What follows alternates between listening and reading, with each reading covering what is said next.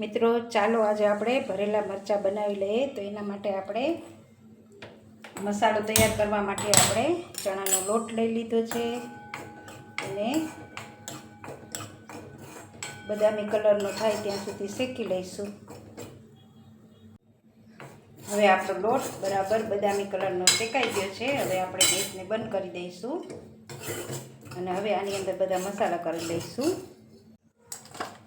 તો પહેલાં નાખશું આપણે હળદર, પછી નાખશું આપણે ધાણા જીરું થોડું વધારે નાખવાનું, 3-4 ચમચી જેટલું નાખવાનું।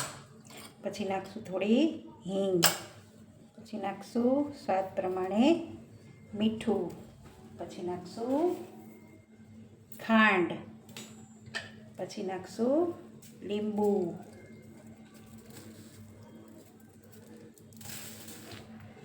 પછી થોડું નાખશું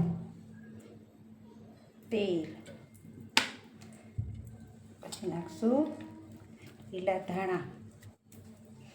હવે આ બધાને પ્રોપર બધું મિક્સ કરીને પછી આપણે મરચાં ભરી લઈશું।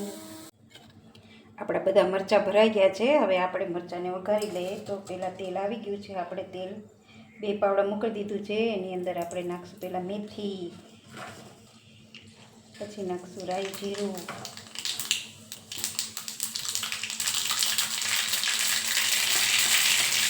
પછી નાખશું હિંગ ને પછી એક બધા મરચાં એની અંદર મૂકી દઈશું।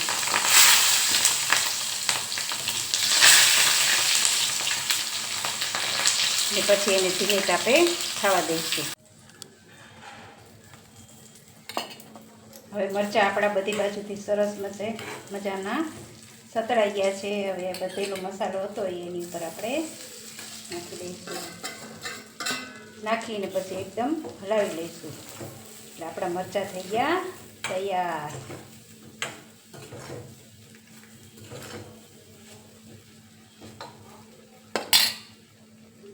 મસ્ત